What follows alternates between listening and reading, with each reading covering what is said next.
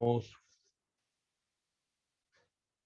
estamos transmitiendo el seminario financiero con la compañía del doctor, el señor Santiago López Zuluaga. Él es el superintendente delegado para asuntos económicos y societarios. Eh, tenemos, tenemos también la participación de un personal que nos va a hacer esta presentación sobre los temas de Sagrilaf y los programas de transparencia y ética empresarial. Antes de hacer la introducción respectiva, yo quiero resaltar la importancia de estos temas. Recordemos que en principio, pues establecer un programa de transparencia y ética empresarial debería ser un asunto propio de las organizaciones para alimentar la sustentabilidad y la supervivencia de la organización. Por lo tanto, debería ser de obligatorio cumplimiento para todos los directivos y empleados de nuestras organizaciones colombianas. De ahí que, pues precisamente las super sociedades haya organizado y establecido desde hace ya algunos años, inclusive a través de la circular externa 100.003 del 26 de julio del 2016, una guía para llevar a cabo y poner en marcha los programas de transparencia y ética empresarial, precisamente buscando prevenir conductas que están previstas en el artículo 2 de la ley 1778 del 2016, emitida por esta misma instancia Super Sociedades, con lo cual pues tendremos un tema muy interesante el día de hoy que nos quedará dentro del repositorio de nuestra facultad. Se está transmitiendo actualmente en vivo por Facebook para quienes nos estén siguiendo y puedan compartir este enlace con otros invitados, con otras personas. Recuerden, por favor, también dejar sus preguntas en el espacio, que al final tendremos, la charla tendrá no más de una hora, al final tendremos un espacio de 10 o 15 minutos para atender inquietudes y les haremos una presentación también a quienes nos estén acompañando. Es una invitación para un diplomado en Sagrilaf con blockchain que estamos ofreciendo desde la Facultad de Ciencias Económicas de la Universidad de Antioquia. Pues bien, no siendo más, entonces, ahora sí, presento al señor Santiago López. Él es el superintendente delegado de Asuntos Económicos y Societarios, como lo mencionamos hace un rato. Sí, él es abogado de la Universidad Pontificia Javeriana, con MBA de Hult y IBS, especialista en el Derecho de Mercado de Capitales y en Derecho Tributario de la Pontificia Universidad Javeriana. Experiencia, pues más que suficiente. Él lleva 10 años como abogado en prestigiosas firmas, entre estas el Pose Herrera Ruiz, Esguerra Asesores Jurídicos, y actualmente en la Superintendencia de Sociedades. Previamente había trabajado en la Superintendencia Financiera de Colombia y también con el sector real. Y lo acompaña el señor Juan Francisco Amezquita, asesor del Superintendente de Sociedades, quien es también coordinador de supervisión de programas y riesgos especiales.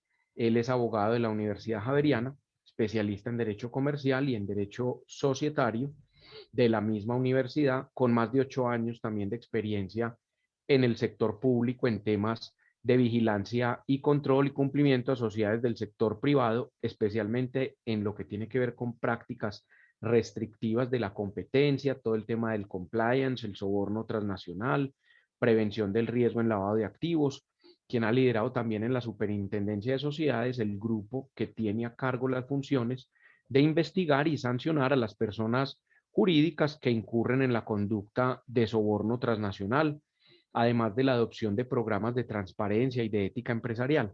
Ha participado en el grupo de trabajo sobre cohecho de la OCDE y está encargado también de revisar y evaluar el cumplimiento de Colombia frente a la Convención de Anticohecho. No siendo más, pues Santiago, muchas gracias por acompañarnos en este espacio hoy para alimentar a nuestra comunidad universitaria principalmente, pero como dije al inicio, estos temas, estos videos que estamos dejando en el repositorio luego empiezan a ser vistos por el resto de la comunidad también empresarial, que poco a poco pueden acceder a esa información. Y con esto vamos también como dando salida a todos estos temas de educación y formación hacia nuestra sociedad. Gracias, Santiago, por estar aquí con nosotros. Bienvenido. Muchas gracias, César, por la invitación, también a la Universidad de Antioquia por por este espacio. Aquí voy a hablar un poco más en nombre propio, más que en nombre de la Superintendencia de Sociedades, aunque el objetivo de la presentación es mostrarles los avances que ha tenido Colombia y especialmente la Superintendencia de Sociedades en los últimos, yo diría, meses, para poder ponernos a punto frente a las recomendaciones que organismos internacionales como la OCDE, Gafi, Gafilat, también la encuesta nacional del riesgo en Colombia, pues se implementaron, se pusieron sobre alerta, digamos, ciertas recomendaciones, y la idea siempre es buscar, pues, tenerlas en cuenta, aplicarlas y avanzar en la materia. Hoy en día Colombia uno puede decir que tiene normas muy buenas, pero muy pocas que se apliquen de la mejor manera.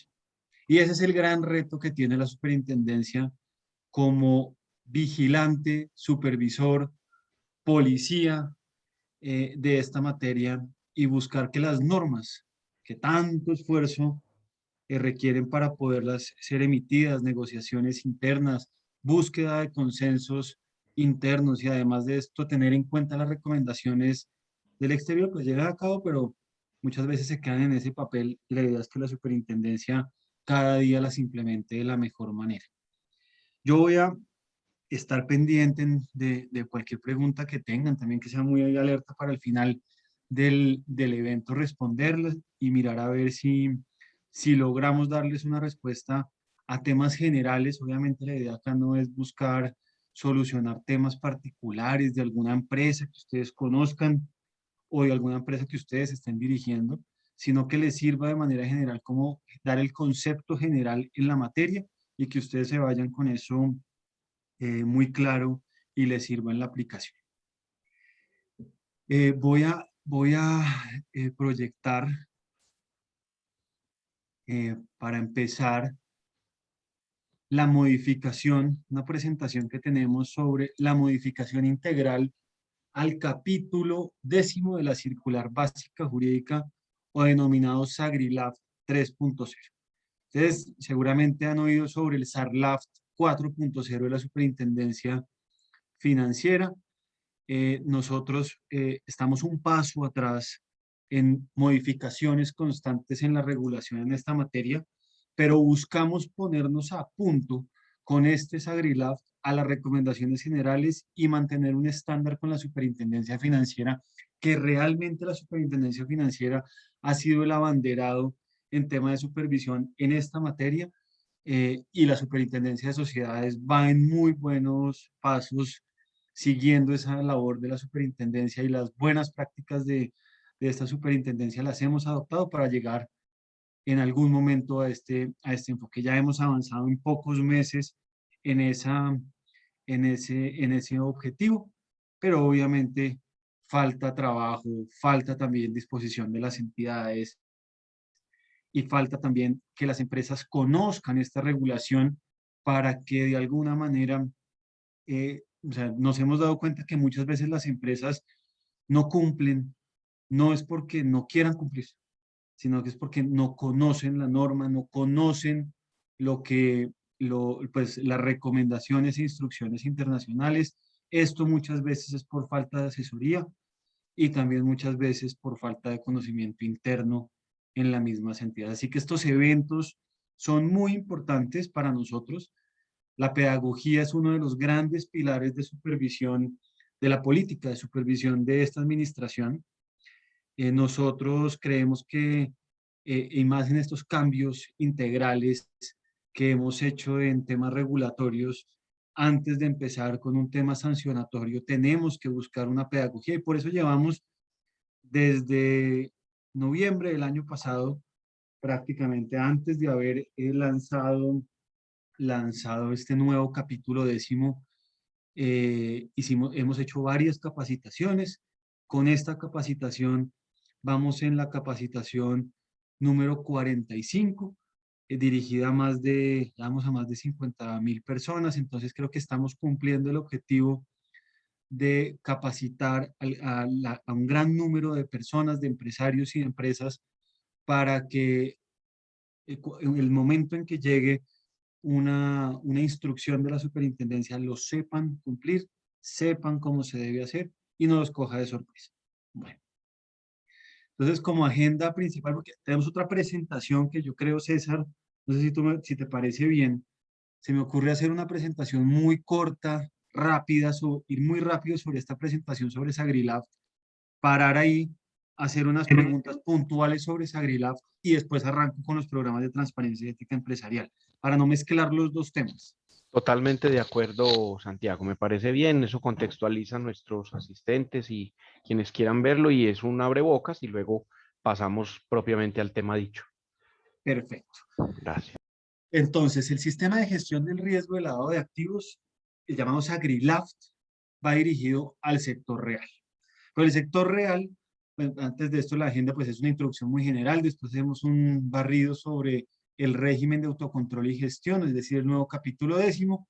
Dejaremos muy claro quiénes son los sujetos obligados, cuáles son los elementos básicos del SagriLaft, lo mismo el régimen de medidas mínimas, que es algo muy novedoso en la materia, donde empezamos a tener una especie de, de particularidades básicas, mínimas, y que todas las empresas deberían tener en cuenta, pero hoy por hoy, viendo este cambio, no consideramos adecuado, y también la situación económica y demás, generar unas obligaciones generales a todas las sociedades, sino empezamos con un grupo donde vemos un riesgo alto sin tener que estigmatizar a ciertos sectores, sino que lo que buscamos es que estos sectores, al verse enmarcados en unos sectores de potencial riesgo, lo tengan en cuenta y lleven a cabo estas medidas mínimas, porque todas las empresas lo deberían tener. Y unos aspectos generales aplicables tanto al SagriLab como al régimen de medidas. Yo creo que ahí pararíamos un tema académico y hacemos las preguntas y después continuamos con los programas de transparencia y ética empresarial.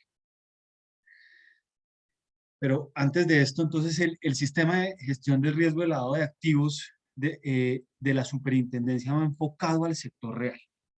Es decir, la superintendencia financiera está enfocada en el sector financiero para temas de lavado de activos y hay otras entidades que tienen a su cargo también la expedición de ciertas normas para prevenir estos riesgos.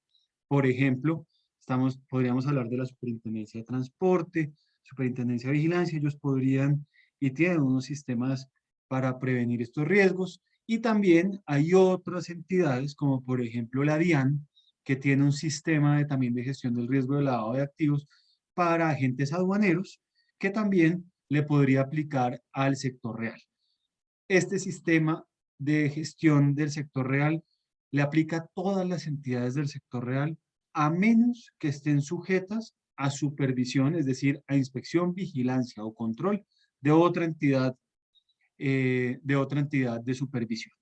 Eso significa que aquellas entidades que deban cumplir con reglas claras o instrucciones de la DIAN, por ejemplo, también deben cumplir el sistema de la superintendencia. ¿Por qué? Porque la DIAN no es una entidad de inspección, vigilancia y control, sino que es una dirección de impuestos que se encarga de verificar el cumplimiento del recaudo y también de la presentación y aclaración pues, de temas tributarios, aduaneros y generales.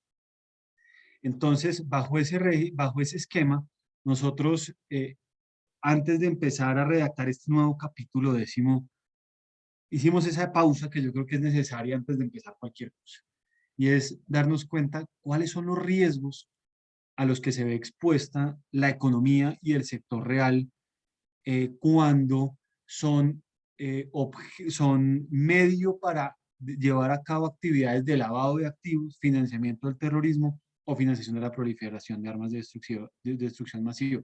Digo medio porque los delitos los cometen las personas naturales. Hoy en día Colombia no tiene una responsabilidad penal para personas jurídicas, sino que tiene una responsabilidad penal para personas naturales. Eso no significa que las empresas no se vean inmiscuidas en estos delitos y no sean parte de esos delitos. Entonces, cuando las empresas son el medio para llevar a cabo estos delitos, pues genera un riesgo operacional claramente, digamos, su operación se ve muy afectada.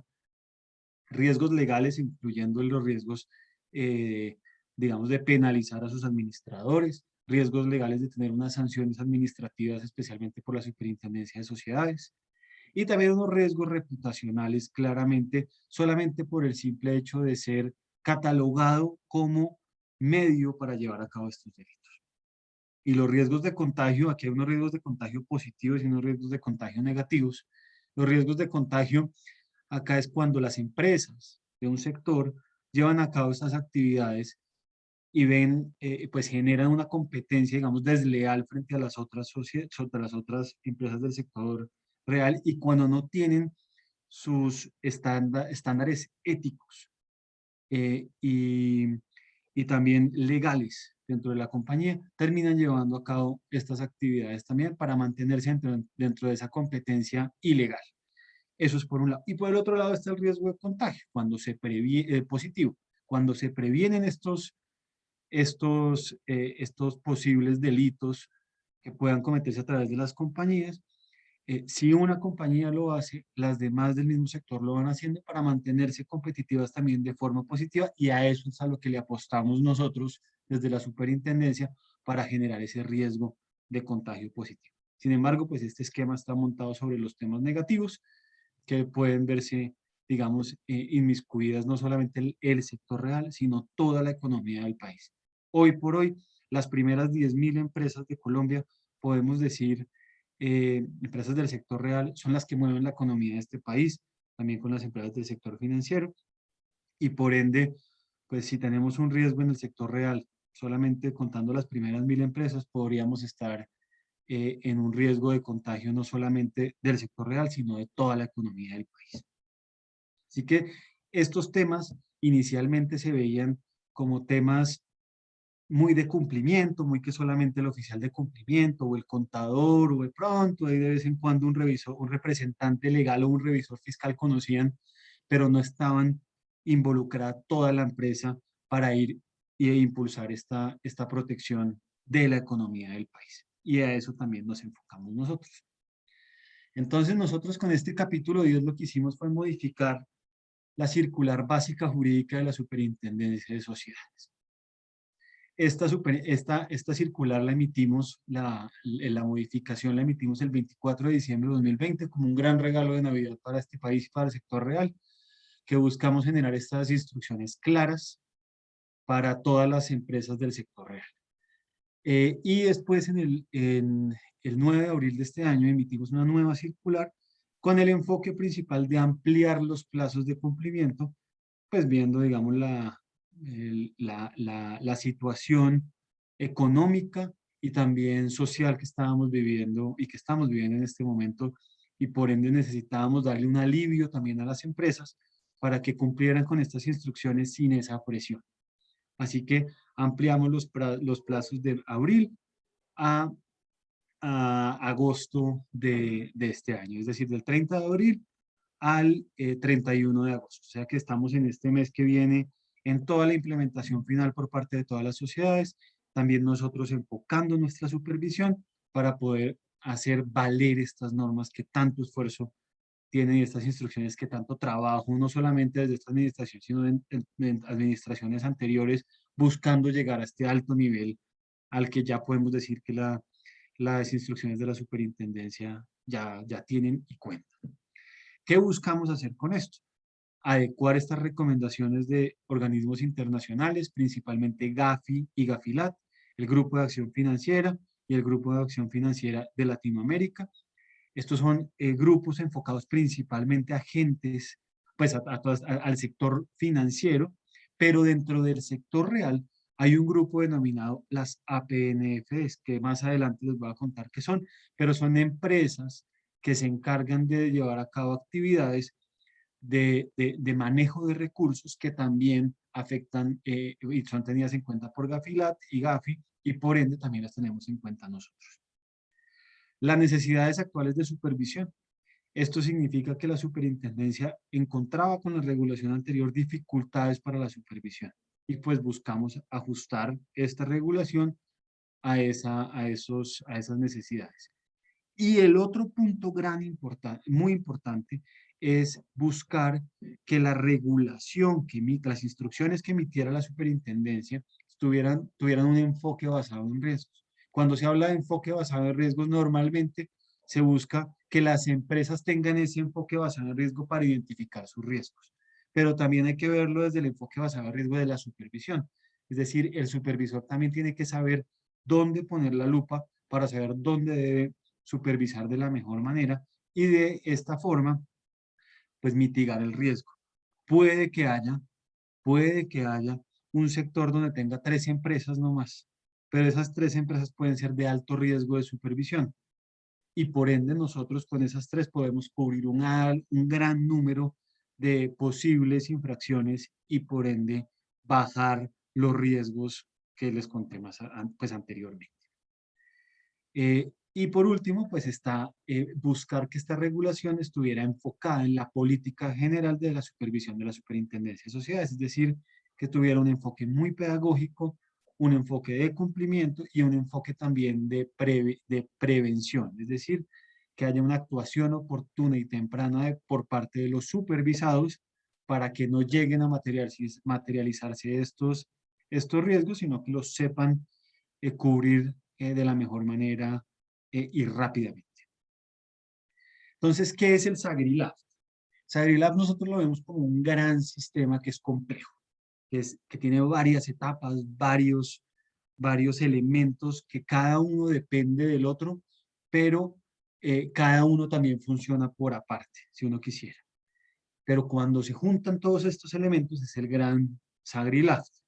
Y por eso nosotros aquí hacemos un símil con un reloj de varias máquinas incorporadas. Cada máquina podría estar por aparte, pero no presta la función de dar la hora. Y lo mismo en el SagriLab. Tenemos varios procesos dentro del SagriLab, pero independientemente puede que no hagan mucho, pero cuando se juntan podemos prevenir este riesgo de la mejor manera. Cuando digo podemos, es las entidades que deben adoptar este régimen de autocontrol y gestión, no la superintendencia. La superintendencia no está enfocada en prevenir, sino en instruir a las entidades para que para que estas mismas se encarguen de gestionar, autocontrolar y prevenir estos riesgos. Dentro de ese SagriLab hay un régimen de medidas mínimas. Ese régimen de medidas mínimas sí puede funcionar por aparte, porque pueden ser pedazos de ese SagriLab que independientemente de esos pedacitos de esos procesos se pueden tener en cuenta que son los más importantes de estos procesos que si se juntan también pueden generar un régimen o una máquina que también vaya a prevenir, vaya a prevenir estos riesgos. Ese régimen de medidas mínimas tiene 3 puntos importantes. Uno es el registro y reportes. Registros ante la superintendencia, registros ante la UIAF, que es el ROS, el reporte de operaciones sospechosas, o una ausencia de reporte de operaciones sospechosas, y también mantener, conforme a las decisiones que se van teniendo en cuenta en la compañía, un nivel de recaudo de información que pueda servir para poder soportar esas decisiones ante autoridades. ¿Por qué decidieron contratar a esta persona si no cumplía con estos estándares? Por X o Y razón, y aquí están los papeles, aquí están los documentos. La debida diligencia claramente es lo más importante de este régimen de medidas mínimas, que es conozca a su cliente, conozca a su contraparte. Y conocer no es solamente darle la mano y decirle mucho gusto, soy Santiago López Zuluaga, sino aparte de que conozcan la contraparte y el nombre, tiene que hacerse un análisis constante de la relación. Entonces, todo el tiempo hay que hacerle un análisis para saber con quién está uno al lado. Eso es lo más importante, la debida diligencia. Y la pedagogía es que al interior de las compañías se le generen una especie de capacitaciones constantes, no solamente a los empleados, sino a sus partes interesadas sobre la forma como llevan a cabo este régimen de medidas mínimas. ¿Por qué les piden esta información? De quién es su contraparte, de quién es el beneficiario final, es decir, el dueño al finalizar de todo de las compañías. ¿Por qué se les pide esa información? ¿Para qué se les pide? ¿Qué hacen con esto? ¿Quién se las pide? Este tipo de pedagogía es muy importante para que no les nieguen esa información, obviamente bajo unos estándares de reserva que cada empresa los tiene que manejar y debe tener en cuenta, especialmente en la protección de datos.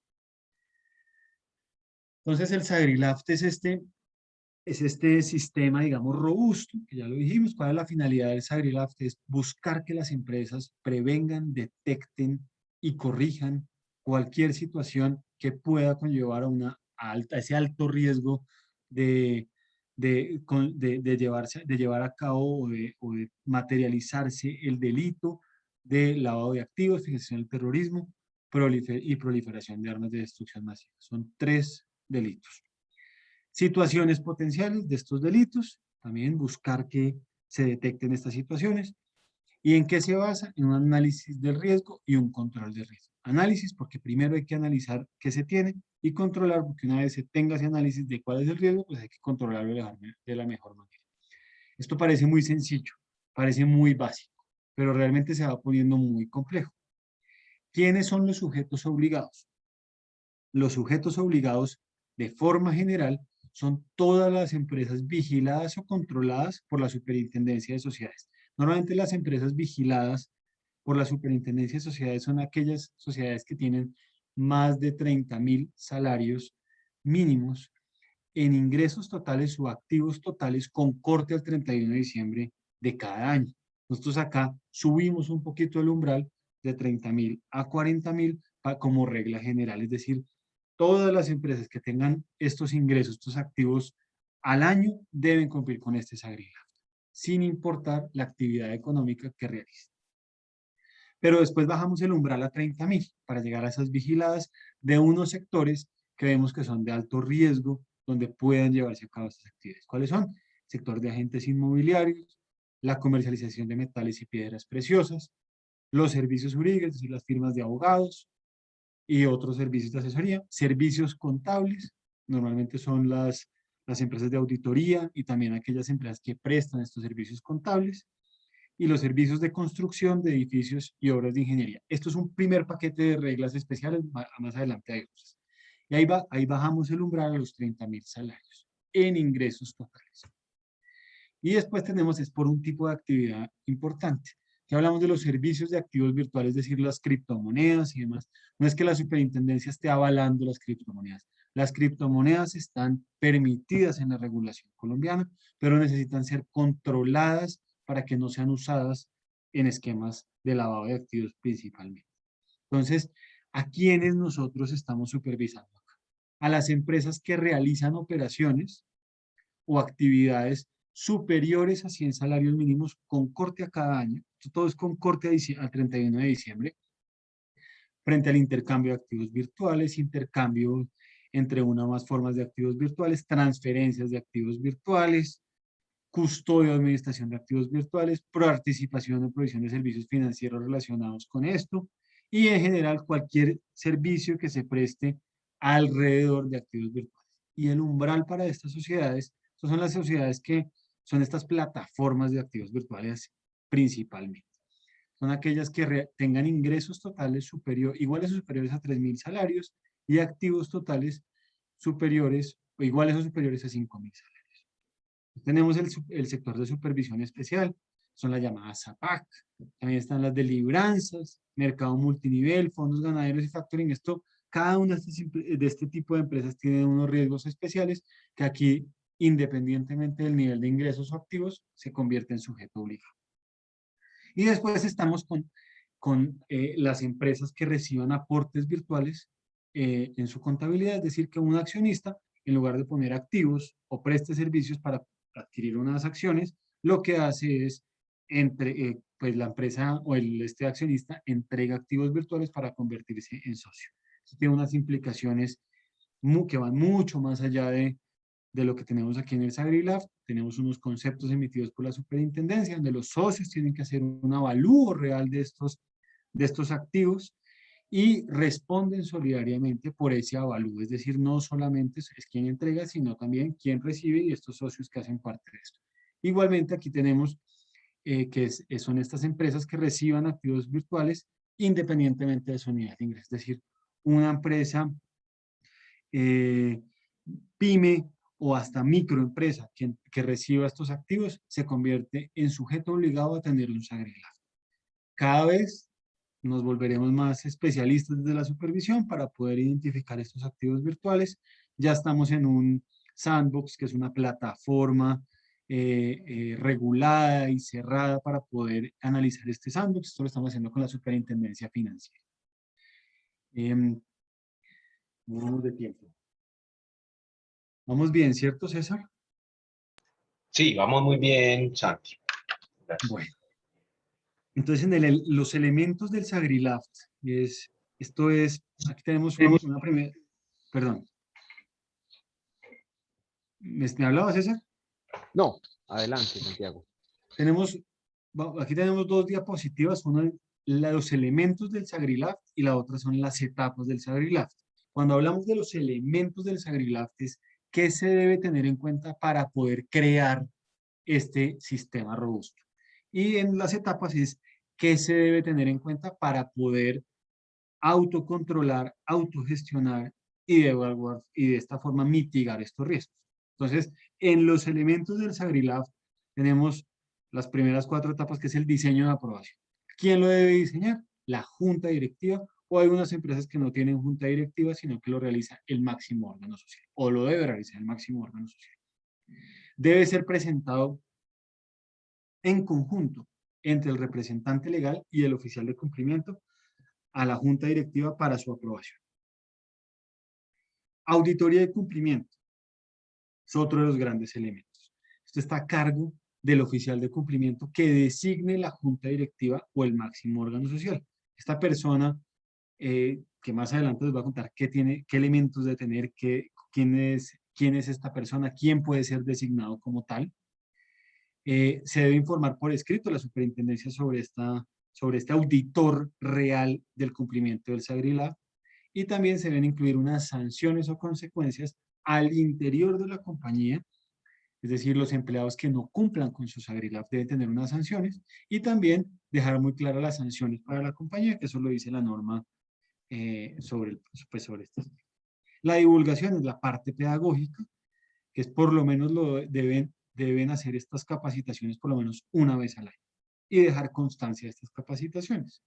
Asignación de funciones a otros responsables. Este es un punto importante que quisimos nosotros cerrar esa brecha que teníamos con el capítulo anterior, era que no era muy claro quién debía cumplir con ciertas funciones. Entonces aquí nosotros sí asignamos unas funciones puntuales para la junta directiva o máximo órgano social, para el representante legal, para el oficial de cumplimiento. Aquí faltan 2 partes muy importantes, que es el revisor fiscal y también al auditor interno cuando existe esta figura en la compañía.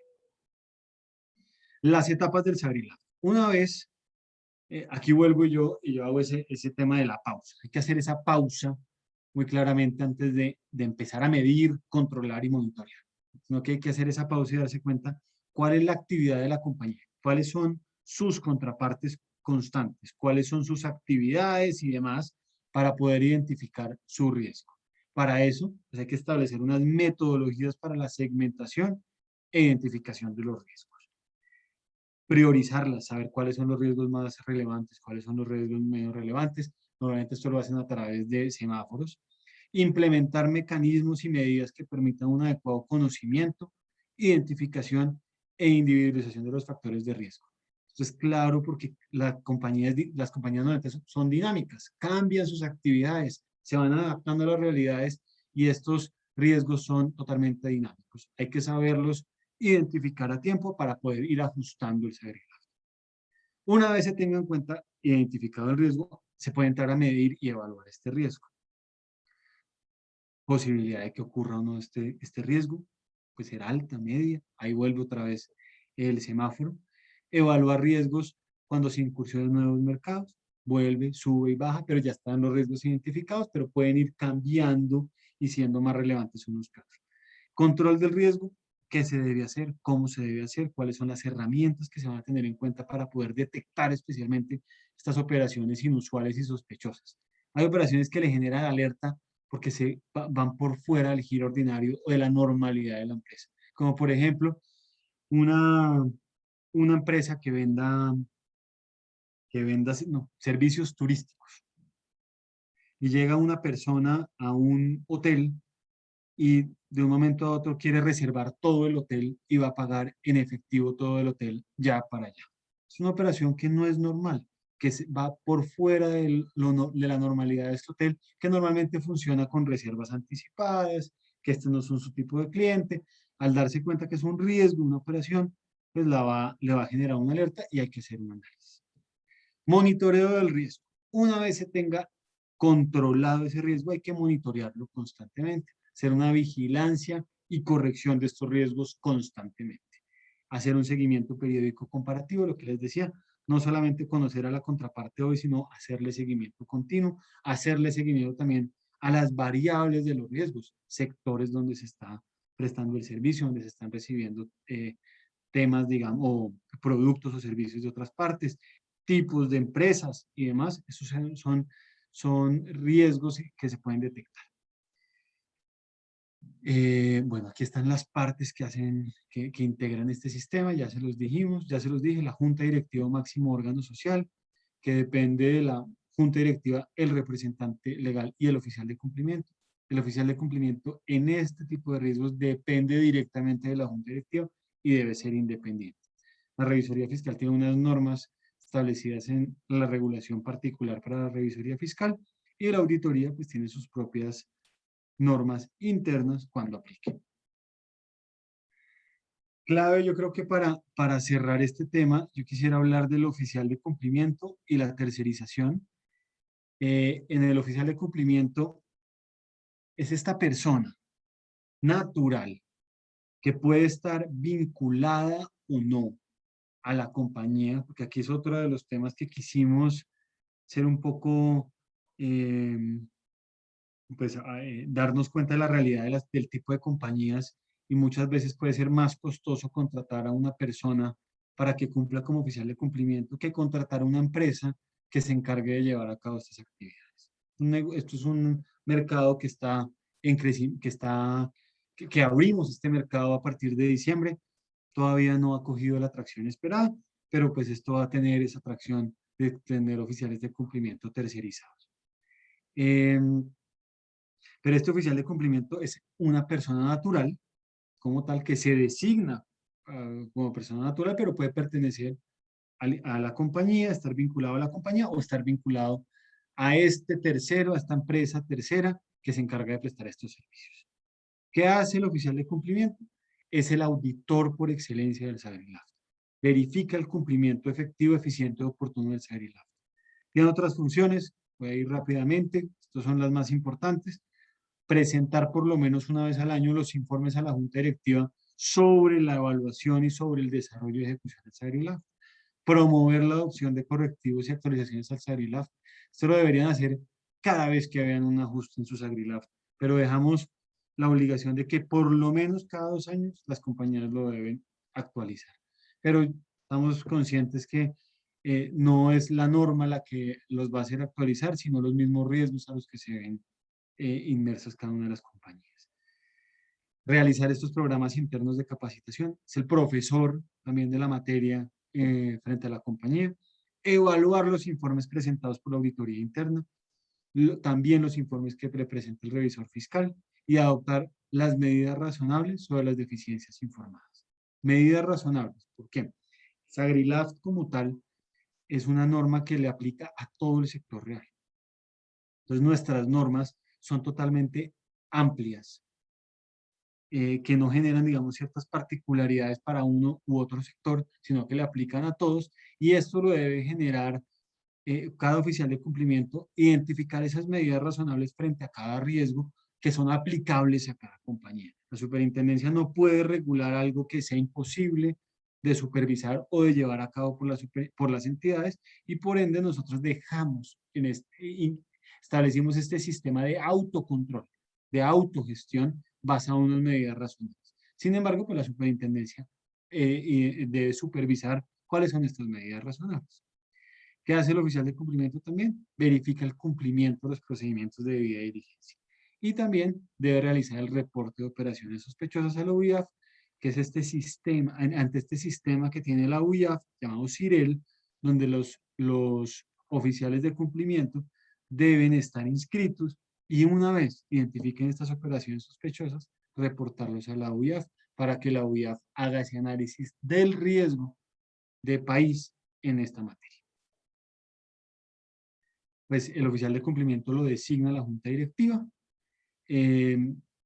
Puede ser el mismo oficial de cumplimiento para la matriz o controlante. Hay una restricción clara y es que el oficial de cumplimiento no debe fungir como oficial de cumplimiento sobre más de 10 empresas o 10, o sea, mi máximo 10 empresas. Pero cuando sea oficial de cumplimiento de la matriz o sus subordinadas, ese oficial de cumplimiento o en ese grupo se entiende que es una única empresa. Esto porque también hay ciertas matrices que tienen empresas muy chiquitas que podrían cubrir el oficial de cumplimiento de la mejor manera estos riesgos. Sin embargo, ese análisis de identificación, si ese oficial de cumplimiento tiene la capacidad o no, en este esquema de autocontrol y gestión, debe ser analizado por la Junta Directiva o máximo órgano social. No solamente tener en cuenta la normatividad de la superintendencia. Esto ya lo hablamos.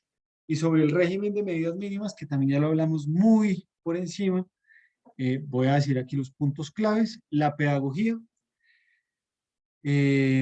instruir por lo menos, bueno, aquí en el régimen de medidas mínimas no es necesario tener un oficial de cumplimiento. Eso es una de las grandes diferencias. No se necesita un oficial de cumplimiento, pero quien cumple con ciertas actividades del oficial de cumplimiento es el representante legal, no el oficial de cumplimiento porque no existe, aunque podría tenerlo. Sin embargo, la obligación recae sobre el representante legal.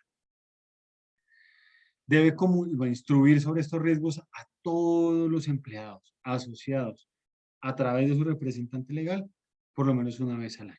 Comunicar y divulgar estas medidas mínimas. Estas medidas mínimas tienen que ir cambiando también. Y ser dinámicas conforme los riesgos van cambiando. Y esto lo tiene que comunicar y dirigir el representante legal a todas las empresas, a todas las partes interesadas, incluyendo sus empleados y asociados. La debida diligencia. Hay que identificar a la contraparte. ¿Quién es su contraparte? Saber con quién está la identidad, utilizando documentos, datos, información confiable y de fuentes independientes. Identificar al beneficiario final de la contraparte. Esta es una definición muy importante que tenemos hoy en la regulación de la superintendencia, que es un poco llegar a la misma definición de la superintendencia financiera y también a la definición de beneficiario final que está en curso en el Congreso para poder crear el registro de beneficiarios finales que ya está pues en gran medida avanzado en el Congreso para sacar la posibilidad de tener ese registro de beneficiario final. Tomar las medidas razonables para conocer la estructura de la propiedad de la contraparte. Insisto en esta definición de medidas razonables. Nosotros no exigimos más de lo que se puede, como se puede, pero si no logra identificar al beneficiario final, identificar la estructura de propiedad, debe dejar un registro de por qué no la identificó y qué se debe tener en cuenta. Entender también la relación comercial, pero no solamente una relación comercial, sino continua, como les he dicho varias veces en esta exposición. Los registros, los que les conté inicialmente, registros ante las autoridades y especialmente el registro del ROS, el reporte de operaciones sospechosas, ante la UIAF, porque el representante legal tiene que registrarse ante el CIREL, es decir, ante el sistema de la UIAF para poder presentar estos reportes.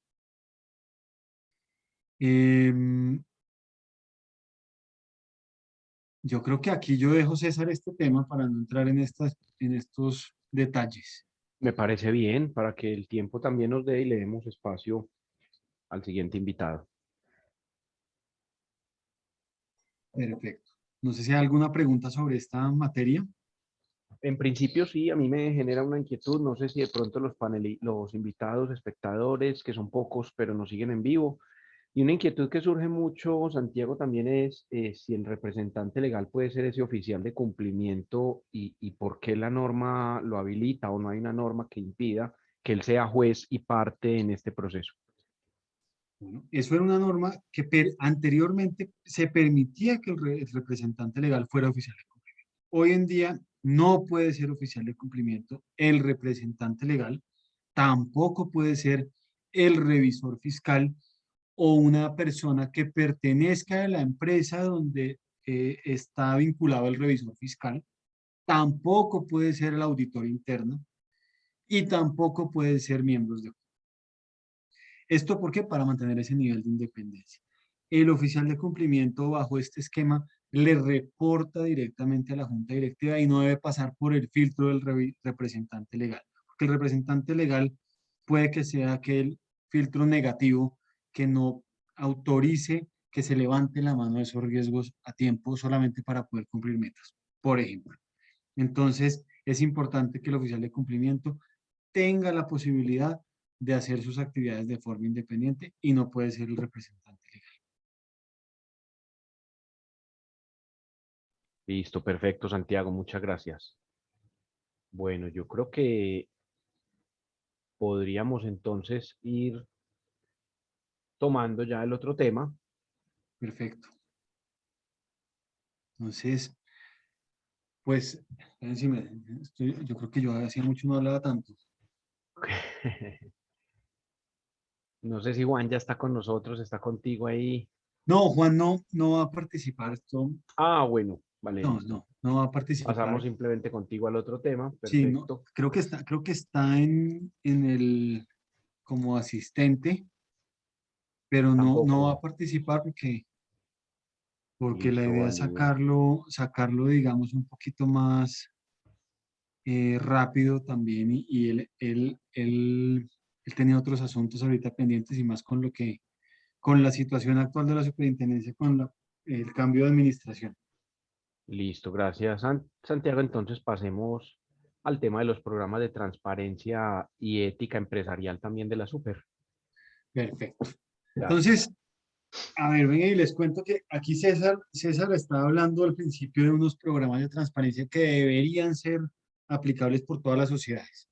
Totalmente de acuerdo, César.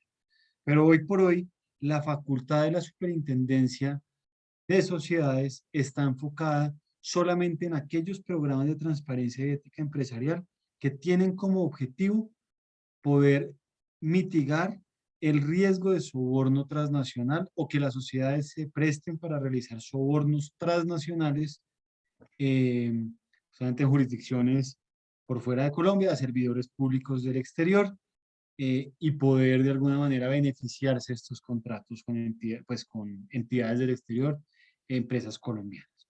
Esto proviene de, bueno, este es el objetivo de estos programas es prevenir y detectar las conductas de soborno transnacional, como se los dije, también incentivar una cultura de legalidad de cumplimiento, es un criterio de graduación de las sanciones, porque la superintendencia también tiene dentro de sus funciones no solamente supervisar, sino que, digamos, la delegatura que está a mi cargo tiene la potestad de investigar y sancionar a las sociedades, a las personas jurídicas, sean o no supervisadas por la Superintendencia de Sociedades, es decir, cualquier persona jurídica en Colombia que realice actos de soborno transnacional, la Superintendencia tiene la potestad de investigar y sancionar administrativamente a esta persona, incluyendo sanciones de inhabilidad de contratar con el Estado hasta por 20 años, sanciones de alrededor de máximo de 180.000 millones de pesos por estas actividades. Entonces, tener estos programas se convierte en un criterio para atenuar esas posibles sanciones. Y hoy por hoy tenemos en marcha un proyecto de ley anticorrupción que también está en el Congreso, que buscamos que poder sancionar a las personas jurídicas que cometan actos de soborno transnacional para que una de las sanciones sea obligarlos a tener estos programas para que no vuelva a suceder. Entonces, dicho esto, la, las, los programas de transparencia y ética empresarial hoy por hoy están enfocados en prevenir el riesgo de soborno transnacional, no otras conductas. Sin embargo, César, el decreto de planta, de reestructuración de la planta de la Superintendencia de Sociedades que fue emitido en diciembre del año pasado, perdón, le entregó una facultad a la Superintendencia que estamos en curso para poder hacer la modificación y poderla tener en cuenta, para que la superintendencia pueda instruir a todas las entidades supervisadas para que tengan unos programas de transparencia y ética empresarial, no solamente para prevenir las conductas del artículo 2 de la ley 1778, que es la de soborno transnacional, sino también para prevenir todos aquellos actos de, eh, de corrupción, incluidos el cohecho o el soborno a funcionarios públicos en Colombia. ¿Cómo nació o nacieron estos programas de transparencia y ética empresarial? La ley 1778 lo estableció como un criterio de gradación, también el deber para la superintendencia para adoptar estos programas de transparencia, pero aquí hay una falencia en esta norma, y es que la superintendencia solamente puede supervisar a sus supervisados sobre esta materia, no a todas las sociedades que puedan verse inmersas en conductas de soborno transnacional. Esto es un tema que estamos trabajando para poder adecuarlo en la ley. Resolución, después se emitió la resolución sobre quiénes son estos sujetos obligados a contar con estos programas. Posteriormente, se creó la guía, que es una guía de recomendaciones sobre puesta en marcha de los programas de transparencia y ética empresarial. Y con las resoluciones de criterios de identificación de los sujetos obligados, como la última que emitimos en el 2020, que la idea era tener unos criterios objetivos, que no quedaran a discreción del funcionario de turno, sino que sean unos criterios totalmente objetivos de quiénes son los que tienen que cumplir con estos programas de transparencia. Ese era el objetivo, creo que lo logramos, y buscamos de esta manera, pues estos criterios o esta resolución convierte en obligatoria esta guía de recomendaciones de programas de transparencia y ética empresarial.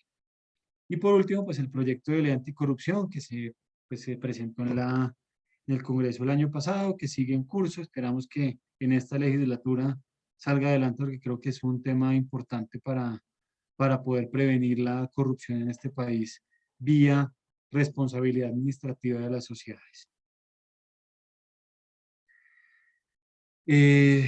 Esta circular, que es del 16 de julio de 2016, esa es la circular que creó la guía, les dije de las recomendaciones. Esta guía busca traer tuvo en cuenta temas exitosos en materia de soborno transnacional. Nosotros desde la superintendencia participamos constantemente en las mesas de trabajo sobre cohecho, sobre soborno transnacional en la OCDE, donde todos los países de la OCDE presentamos nuestros casos, tenemos unas matrices de casos, trabajamos en conjunto y manejamos pruebas transnacionales muy rápidamente vía estos convenios, y en estas mesas de trabajo se crearon unas buenas prácticas. Estas buenas prácticas se tuvieron en cuenta en esta circular, y estas buenas prácticas han venido cambiando. Por eso también estamos ya estamos modificando esta circular para poder atraer y traer estas nuevas recomendaciones del audio. También el llamado FCPA, o Leyes de Prácticas Corruptas en el Extranjero en los Estados Unidos, es una ley madre en temas de cumplimiento, que también se tuvo en cuenta en esta circular y que tiene unas normas muy importantes que tuvimos en cuenta. Lo mismo el llamado UK Bribery Act, que es la ley antisoborno del Reino Unido, que se tuvo en cuenta para poder traer tener en cuenta estos temas internacionales exitosos que funcionan, que han traído resultados para que la superintendencia los tuviera en cuenta. La superintendencia, basada en esta circular, ha tenido varias investigaciones a sociedades colombianas por temas de soborno transnacional. Solamente una sanción hemos podido emitir, la emitimos en el 2019, y estamos en este momento a punto de sacar una nueva sanción por temas de soborno transnacional.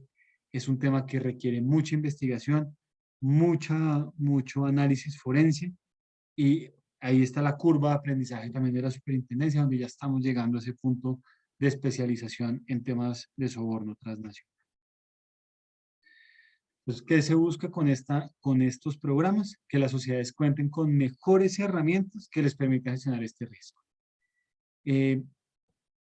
Definitivamente la falta de compromiso de las empresas para manejar estos programas cuando no se convierten en obligatorios, las convierte en un objetivo claro para poder llevar a cabo esas actividades de soborno transnacional. Pero últimamente nos hemos dado cuenta que muchas empresas están adoptando estas recomendaciones como una buena práctica empresarial y se ha reducido el riesgo de corrupción internacional. Esta circular pues tiene varios capítulos, entre ellos unas definiciones, unos principios sobre los programas de transparencia ética empresarial, un compromiso de los altos directivos en la prevención del soborno transnacional. ¿Por qué de los altos directivos? Porque los altos directivos son los que tienen que impulsar esto hacia abajo, para que ellos, sabiendo el riesgo que tiene su empresa de ser sancionada por soborno transnacional y también del riesgo reputacional que puede verse inmersa por llevar a cabo estas actividades, pues los altos directivos y también sus accionistas tienen que tener este compromiso desde arriba. El oficial de cumplimiento, aquí tenemos un oficial de cumplimiento que no es especializado como el que tenemos hoy en día en el SagriLab, otro de los temas que estamos modificando bajo una circular que esperamos emitir en los próximos días. Pero hoy tenemos un oficial de cumplimiento donde se establece quién es el responsable de la implementación, de la gestión y la de vigilancia. Una debida diligencia claramente que hay que identificar estas sociedades que realizan negocios o transacciones internacionales. Nosotros tenemos muy en cuenta esa definición de negocios y transacciones internacionales que más adelante les voy a contar para que se identifique quién es su contraparte, en qué sector, en qué país y analizar los riesgos a los que se pueden ver inmersos para poder cercar esa posibilidad de ser usada en temas de soborno transnacional. Muchas veces puede que no sea un tema de altos directivos, puede que no sea un tema de socios, sino que puede que sea de una persona de bajo, digamos, rango dentro de la compañía, pero que tiene a su cargo el cumplimiento de metas muy altas. Y cuando tiene esas metas muy altas, puede, digamos, buscar cumplir con esas metas a través de sobornos transnacionales. Por eso es muy importante que todos en la compañía estén muy alertos ante cualquier alerta que pueda darse cuenta, no solamente desde la parte alta de la compañía, sino desde todas las esferas de la misma. Canales de comunicación de denunciantes. Es importante en esta circular porque también es importante que las altas directivas, el oficial de cumplimiento y la superintendencia de sociedades y la fiscalía en ciertos casos puedan denunciar estas actividades y sean denuncias ojalá anónimas o denuncias que guarden una reserva que no afecte la continuidad del trabajador en la compañía. Eso es un tema que se está también trabajando en la ley anticorrupción que presentó la Secretaría de Transparencia ante el Congreso. Proteger al empleado que denuncie estos casos de corrupción ante las entidades y al interior de la compañía. Control, capacitación y divulgación de los programas. Clave la pedagogía de estos programas para que todos sepan qué es lo que se está haciendo. Y la evaluación es todos los años, por lo menos todos los años, evaluar cómo ha sido la implementación de estos programas. La resolución de 2018 contábamos con 600 sujetos aproximados a cumplir con estos programas de transparencia. ¿Quiénes eran los sujetos obligados anteriormente? Eran todas las empresas que realizaran de manera habitual negocios o transacciones internacionales, siempre y cuando concurrieran dos de las siguientes situaciones: que realizaran negocios o transacciones internacionales que se realizaran a través de terceros. Ahí había un error en la redacción que generaba una puerta de salida a aquellas sociedades que se pudieran ver para no tener en cuenta estos programas de transparencia, ajuste que hicimos con la nueva resolución. Y los negocios internacionales estaban enfocados solamente a unos sectores: al farmacéutico, infraestructura, construcción, manufacturero, minero energético y los TICs. Pero ahí no se cubría todos las posibles sociedades que podrían verse inmersas en este riesgo. Así que con la resolución de 2020, la Superintendencia de Sociedades cambió los requisitos para ser sujeto obligado. Uno, que sean sociedades vigiladas, es decir, las que tengan más de 30.000 salarios mínimos legales mensuales vigentes en activos o ingresos con corte a diciembre del año anterior. Esas son las vigiladas. Después, que realicen negocios o transacciones internacionales de cualquier naturaleza, directamente o a través de un intermediario. Es decir, ya no solamente a través de un tercero, sino que realicen directamente estas actividades y que además de esto tengan estas actividades que sobrepasen los 100 salarios mínimos legales mensuales de forma individual o en conjunto durante un periodo de un año. Y aquí tenemos un tercer elemento que son reducir ese umbral de los 30.000 de las sociedades vigiladas a los 40.000, perdón, aumentar. Es decir, estamos reduciendo esa base de los posibles sujetos obligados para ir gradual a ese máximo que podríamos tener como supervisión. La idea es que este año sean los 40.000 y en el mediano plazo poder llegar a los 30.000 salarios y que todas las entidades supervisadas sean sujetos obligados a contar con programas de transparencia. Yo creo que esto ya es un tema de supervisión. Entonces yo creo, César, que con esto podríamos terminar acá, pero vale la pena dejar muy claro que es muy diferente un programa de transparencia y ética empresarial que un código de ética. El código de ética lo deberían tener todas las sociedades como una buena práctica de gobierno corporativo y que tenga en cuenta temas como, por ejemplo, la la recepción, digamos, de donaciones, de premios, de regalos por parte de los empleados, también cómo deben actuar en actividades. Eso es un tema ético que deberían tenerlas todas las empresas. Pero los programas de transparencia y ética empresarial están enfocados a mitigar el riesgo de corrupción. Y hoy por hoy estamos con la posibilidad de crear estas instrucciones obligatorias para temas de soborno transnacional, pero viene en camino por parte de la superintendencia unas instrucciones o unas recomendaciones como una buena práctica empresarial para que todas las empresas, uno, que contraten con el Estado y dos, que realicen negocios internacionales y no estén dentro de los umbrales que están hoy establecidos en la resolución, deban o tengan en cuenta unas recomendaciones para que lleven a cabo unos programas de transparencia y se mitigue el riesgo de soborno y el riesgo de corrupción que tenemos que cubrirlo de alguna manera entre todos.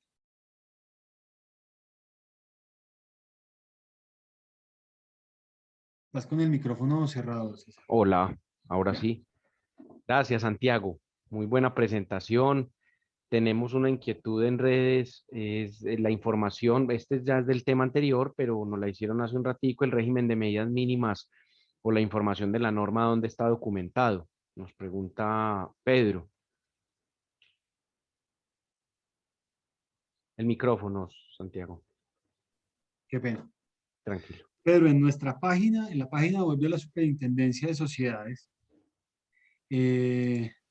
pues más, si quieres lo proyecto y les muestro cómo llegar allá. Vale.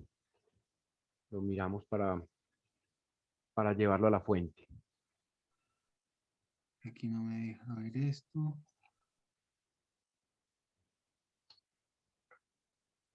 Temas muy importantes que incluso enmarcan un buen gobierno corporativo. Precisamente es lo que buscamos, desarrollar también toda una estrategia de gobierno corporativo exhaustiva que implique diferentes frentes que nos permitan trabajar y atacar los riesgos, la corrupción, el soborno y demás. Y de hecho, por eso nosotros también proponemos desde la Facultad de Ciencias Económicas el diplomado en SagriLab con C. Estamos acuñando el concepto de que el sistema de administración o autogestión del riesgo debe incluir también los temas de corrupción. Por lo tanto, le incluimos esa C al acrónimo y lo estamos proponiendo bajo una vinculación a la nueva metodología blockchain, que en principio pues es una herramienta que facilita la asegurabilidad de la información y los valores, y como el mundo cada vez vemos está en una agenda digital y una transformación digital más acelerada, pues la propuesta nuestra es ir articulando de una vez estas nuevas tecnologías a estos sistemas de gestión del riesgo. Perfecto. Mira, César, aquí tenemos en la Delegatura de Asuntos Económicos y Societarios. Yo creo que vale la pena, antes de presentarles dónde está la norma, Ujú. tenemos unos cursos virtuales. que son Qué bien. gratuitos también y que vale la pena que sean tenidos en cuenta por todos para conocer ciertos aspectos de cumplimiento. Este ha sido un enfoque muy importante de esta administración. Tenemos un curso sobre sociedades de beneficio e interés colectivo, las llamadas BIC. Tenemos un curso sobre soborno transnacional. ¿Qué es el soborno transnacional? Y ahí hablamos también de temas de programas de transparencia y ética empresarial. Y un curso virtual sobre la lucha contra el lavado de activos, la financiación del terrorismo y el financiamiento de la proliferación de armas de destrucción masiva. Este Qué curso bien. es el curso sobre donde pueden tener pues, temas mucho más avanzados, digamos, a la presentación básica que les acabo de presentar, y al final hay una especie de cuestionario o evaluación que les va a servir también para determinar si les funcionó el curso o no. La idea es sacar cada vez más de parte de esta delegatura, más cursos virtuales que le puedan servir a todos. Eso es por ese lado. Vuelvo Ujú. otra vez al inicio de la página de la superintendencia. Y aquí en nuestra entidad tenemos la normatividad. Vamos a la normatividad y acá tenemos en la circular básica jurídica. Y en la circular básica jurídica tenemos la última modificación al capítulo 10, que fue la del 9 de abril que les conté, ahí la pueden ver. Y también está la del 24 de diciembre, que es la integral. Es decir, las últimos dos son el capítulo 10. Además de eso, otra vez pasando al tema de los asuntos económicos y societarios, aquí fíjate que esto lo movieron antes de ayer. Histórico, denuncias de soborno, estructura. Bueno, aquí tenemos todo lo que hacemos en la delegatura, pero lo movieron. Bueno, no, todavía no lo han puesto, pero la idea es que pongan en los asuntos, en el tema de asuntos económicos y societarios, todo lo relacionado con, creo que aquí está, perdón, un segundo, perdón. Esto es muy importante. Toda esta información es gratuita, es de todos. Esto no les sirve para darse cuenta de todo lo que se hace en temas de financiación de temas de lavado de activos y demás. Aquí están todos los informes, pero no todavía no han montado. La idea es montar acá, en esta parte, todos los conceptos importantes y básicos relacionados con el lavado de activos. Así que yo creo que debe estar esta semana ya montados todos estos conceptos para que ustedes los puedan revisar y también tener una idea en temas puntuales. Perfecto, muchas gracias, Santiago. Yo creo que en nombre de la Facultad de Ciencias Económicas de la Universidad de Antioquia, pues me resta darte las gracias a ti y a la Super por este espacio que nos abren para ir divulgando estos temas también en nuestra comunidad y con las personas que están cercanas o allegadas a la Universidad de Antioquia, que les pueda interesar el tema.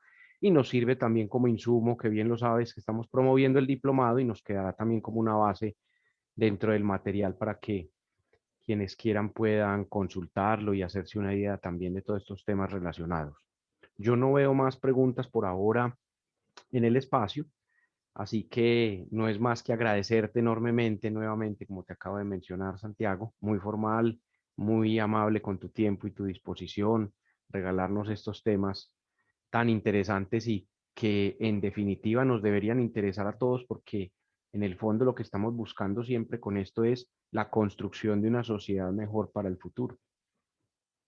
Así es, César. Yo creo que no, pues muchas gracias a ustedes por la invitación. Pues en nombre de la superintendencia estamos con las puertas abiertas Bien, a realizar cualquier tipo de evento pedagógico relacionado no solo con esta materia, sino con cualquier otro tema que respecta a las 1001 funciones que tiene la superintendencia. Todo el mundo piensa que la superintendencia de sociedades solamente se encarga de autorizar fusiones y adquisiciones y liquidarlas. Hasta ahí llega. Pero no tienen en cuenta que somos un repositorio, esto les sirve mucho a la facultad de ustedes, un repositorio de información económica y financiera de todas las entidades de este país. O sea, ahí tenemos la información qué bien. financiera abierta, pública, de todas las entidades de este país que le reportan a la superintendencia. Ahí la pueden consultar desde los últimos 5 años. Ahí hay análisis financieros, estadísticos, eso también lo manejamos.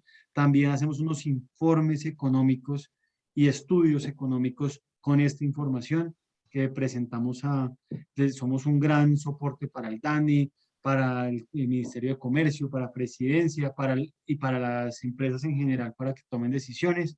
También están los temas de cumplimiento, que eso casi nadie los conoce y cree que la superintendencia no hace mucho con eso.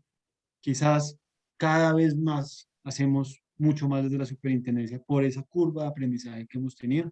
Ya estamos en un nivel de supervisión alto y lo que viene, digamos, de parte de la superintendencia en las materias es muy grande, y también están otras funciones como, por ejemplo, servir de jueces o árbitros en temas de conflictos societarios. Eso es lo que hace la superintendencia. En eso y bueno, y también hay una delegatura sobre intervenciones especiales para temas de captación, por ejemplo. Temas de captación en temas del sector real, ahí lo manejamos.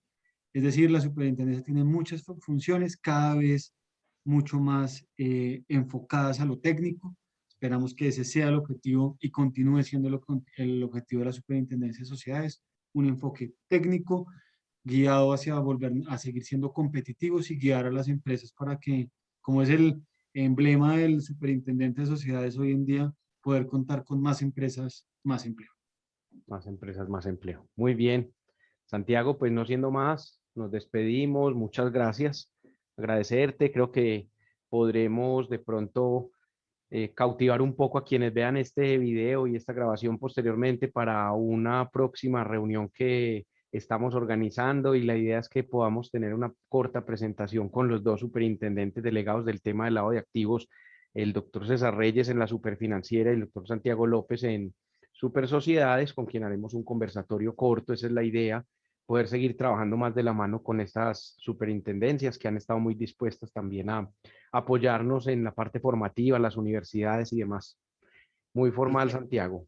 No, con Muy mucho amable. gusto, y de parte mía, pues las puertas abiertas siempre. Muchísimas gracias. Gracias, Santiago. Feliz Chao. noche. Feliz noche. Hasta luego.